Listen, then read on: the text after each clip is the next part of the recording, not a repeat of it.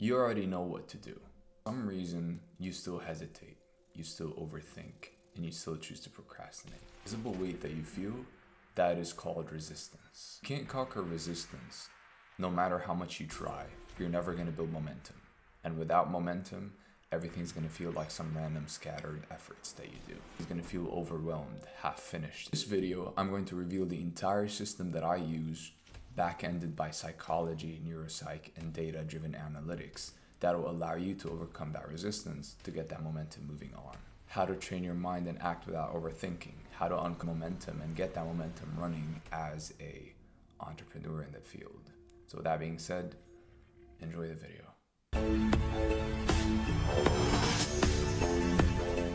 Right, welcome back to the next module. This is going to be about overcoming this resistance and now building momentum.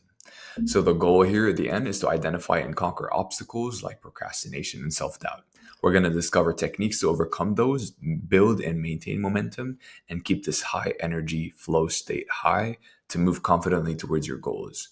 So we first want to start by understanding this quote unquote resistance barrier that all entrepreneurs face. So what is this resistance barrier? Have you ever sat down to work on something important only to find yourself getting distracted, doubting your abilities? It's normal. So the resistance doesn't just slow you down, it actively works against your creative activity and ambitions. And when resistance shows up, it can come in many forms. One of the forms is your inner voice, if not trained enough, whispering to you and saying, "Oh, you're not good enough." Or now's not the time to push forward. Wait till tomorrow, optimize, perfect things, and then do it tomorrow. But this internal hurdle can spark procrastination and literally leave you feeling stuck in that building loop, never escaping it. So, on the flip side of that, though, research and data on minds explains that the way you think about your abilities plays a crucial role in overcoming obstacles. So, a growth oriented view empowers you to learn from setbacks rather than seeing them as personal failures. Recognizing that resistance is a normal part of the journey can help you switch from a fixed mindset, which challenges define you, to a growth mindset where every effort is an opportunity to grow. So, see how the goal here is always from fixed or to continuous, constant, sustained. That's the flip we're trying to do in every aspect, every cell of our body. So, how do we transform resistance to momentum? You might be asking. Like, we all get resistance, but how do I even approach it? Instead of trying to move this whole big block all at once, you want to reverse engineer it and chip at it one at a time, slowly but steadily moving it aside. So, the approach is all about building momentum incrementally.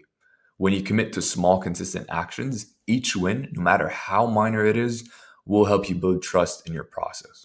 So, the key strategies to build that momentum is number one, we want to break anything you get from here on out on to manageable chunks, no matter how big this quote unquote problem might be. Whether you're in the beginning, in the intermediate, advanced, I don't know what the problem might be, in what shape or form, but this is what you do. You grab it, imagine grabbing it as a big thing and start breaking it up into smaller bits. So, when faced with a daunting project, slice it to smaller, more doable parts. So, this is a grounded idea of chunking, which in a lot of productivity techniques that these elite people use, it includes, basically doing the small tasks and using them as victory to build both confidence and forward motion. Then you want to set clear short term goals here, not long term. Define what success looks like in the near term. So, what does it look like for me in a month, right? So, we want to set daily or weekly targets that can help you see this tangible progress. A clear goal today creates a sense of urgency that can reduce your space for procrastination. Because if I say I have to get this done by the end of the year, we have to do that, break it down to smaller chunks, all that stuff. But when I say I have to get something done by tomorrow, watch how your body acts differently. That's why both are equally as important, and it depends where you are and what stage you're in. So then you want to embrace a growth mindset. And in here, when you basically hit roadblocks, you need to remind yourself that any roadblock, any obstacle, any arrow coming your way is an opportunity to learn. So, by recognizing that every challenge is a chance to build your skills, you transform failure into valuable feedback. Imagine an arrow coming your way. Because you control your life, why are you going to let the arrow hit you and take the hit? Why not just like Try to reorient yourself, try to move and see what it is. Like, don't stay stuck in this one fixed mindset. Embrace, escape the 3D cube that we talked about to the 5D. Remember, everything, it's all perspective. And then, with that being said, four, you always want to remember, trust me, to celebrate small wins. It's going to create a positive feedback in your mind.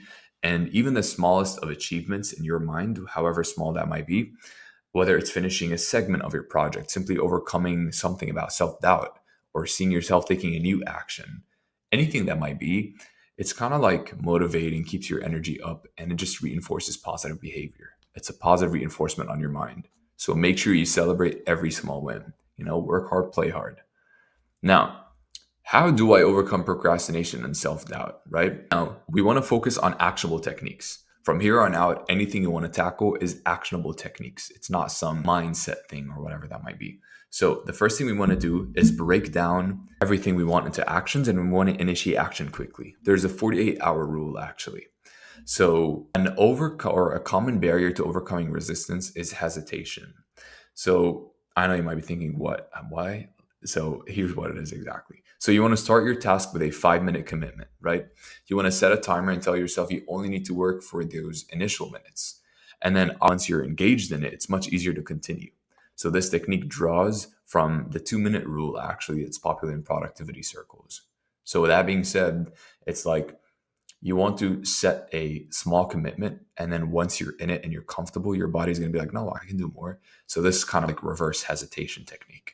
Then you want to visualize success. Again, we're not daydreaming. It's rather a powerful tool that we're doing to visualize the task that's coming ahead. So we want to visualize the process and the end results from it. We want to engage, again, the thought process behind it, as well. We want to put an emotion behind it so that it can become a memory. So experts performance psychology suggests that visualizing out successful outcomes can reduce mental blocks and energize your actions. That is one of the most powerful ways to stay on track. Then we want to reframe negative thoughts. Along the way, you're going to get a lot of negative thoughts. What am I doing? What if it doesn't work? All that stuff. But when it creeps in, just use a positive affirmation to counteract it. So instead of thinking, I can't do this, say, I'll learn from this challenge. What's the worst that can happen? I'll fail in this. I'll reframe it until it works. How bad do you want that thing? So the simple shift aligns with Dweck's mindset theory and helps reduce the power of negative internal chatter. And that's the one thing that destroys you, is inside. And then number 4, you want to create a ritual to start work. So develop some kind of routine that kind of signals to your brain, it's time for me to get started and focus. If it's making a cup of coffee, blasting a certain song that you like, a brief meditation session, rituals that help build that mental cue that it's time to get to work. Just like you have your breathing way and like escalating way before going to bed, have your little thing before starting work. That way your mind's prepared and getting yourself energetic with that epinephrine. All right. So now I want to move on to resistance, as you can see. So what are some practical steps to conquer this quote unquote resistance? Number 1, you want to identify your biggest resistance triggers. So you want to write down tasks or thoughts that trigger this procrastination or self-doubt. So you always want to bring it back and see, what is it that's triggering this? There's always something if you peel the onion layer to it. And then you want to reflect on moments in the past when resistance held you back. You want to do that and you want to learn from it. Then you want to set a daily micro target. Instead of a broad goal, pick just one small action that directly contributes to your long-term vision. Example, if your goal is to write an article, maybe your micro target could be drafting a paragraph today, not writing the whole article today. So number 3, you want to design a pre-work ritual, like you said. So a short, repeatable routine like breathing exercise, a playlist, a song, anything that signals to your brain that it's time to shift to this productivity mode, and it's time to keep this ritual consistent to make it a habit. Number 4, we want to implement a start timer challenge. So if we dedicate just 5 minutes to start your task, we want to use a timer or an app to keep track. And once those minutes are up, reassess if you can continue. How did I feel after that? Was it that hard? So start training your mind step at a time. And then number 5 is review and reflect. At the end of the day, always review your progress, note down any moments of resistance that happened, and then adjust your strategy for the following day accordingly. With that being said, it's just very straightforward, this chapter. Tips and tools again, the mindfulness, accountability reminders like Habit Bowl, that's a new one. And then again, always journaling, always. But with that being said, the floor is yours. Quick wins that you can do right now is start your day by choosing one task that you've been avoiding due to self-doubt and Commit to it 5 minutes of work. So you want to break that task into a micro target that you can accomplish in 5 minutes. You want to set a timer and perform your pre-work ritual that signals to your brain it's a cue, like we're going to start in this productivity phase. Number 4, we want to reflect at the end of the day what worked, what needs tweaking, and then we want to write down your thoughts and plan one adjustment for tomorrow. So now you're not only overcoming resistance, but you're also building momentum that will carry you forward. And keep in mind that every bit of progress, no matter how small you might think, is still progress.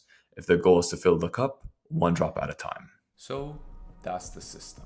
Resistance is always going to show up. It's built into the process. Now you've got the tools to move through it. Momentum, micro targets, reframing, pre-work rituals, data and analytics. Listen, this isn't about being perfect. It's about building enough momentum so that your future self is inevitable. And you're literally a fingertips away from that point. And this is exactly what I used to build my Obsidian Blueprint playbook. If it's helped you and you feel like you need more help, I'm going to drop a free link in the bottom to get access to this. As well, I'm going to have a link to a discovery call. Let's book a call and let's talk about your struggles. Know what comes next. The world is yours to dominate. Stay tuned.